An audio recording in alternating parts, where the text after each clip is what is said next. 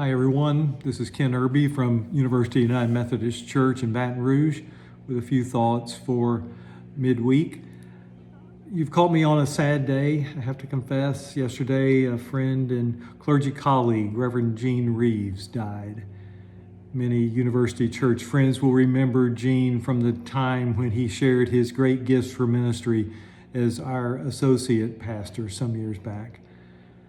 I won't turn this devotional into a eulogy for Gene. He will have a service next week, and I know that there'll be many words of love and devotion that are shared then and for a long time to come. But I thought I'd take a moment upon the death of a friend to reflect on the role of death in our lives. Most days, if we're lucky, we are able to push death to the margins of our awareness, which is good and sometimes not so good.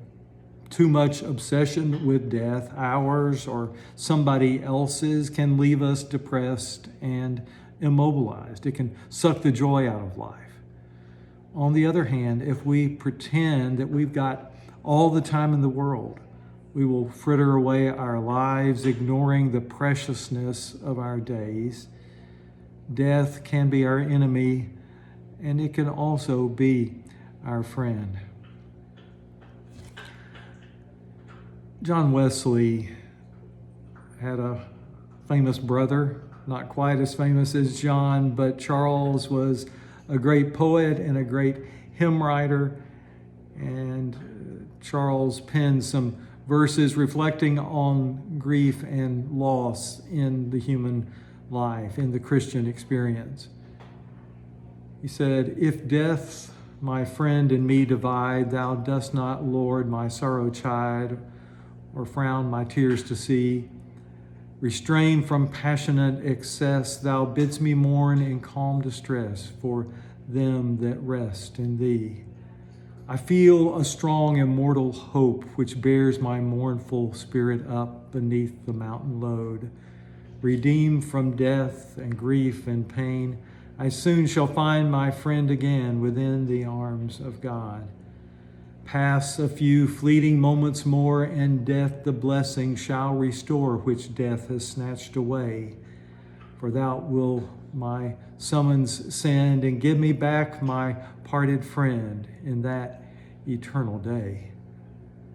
I feel a strong immortal hope, Wesley says, which bears my mournful spirit up. I find that true today. Gene has passed from this life, but Gene's goodness lives on in so many hearts. His precious family, his many friends from all walks of life, church members who have been blessed by his words and acts of kindness and faith. I feel a strong, immortal hope. I'm remembering the words of Romans 8, which assures us that nothing, including death, can separate us from the love of Christ. That is true for Gene. It is true for us still living.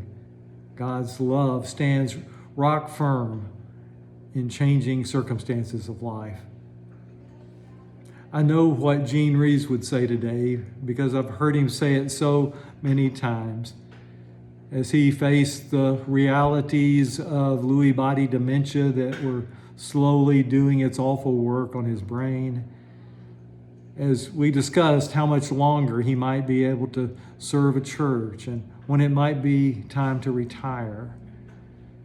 In those days before all of that, when the doctors were unable to get the diagnosis pinned down and there were more questions than answers, Gene would say this phrase, and there is nothing cliche about it, at least the way Gene said it. It was said from a place of deep faith in the God that he loved and served.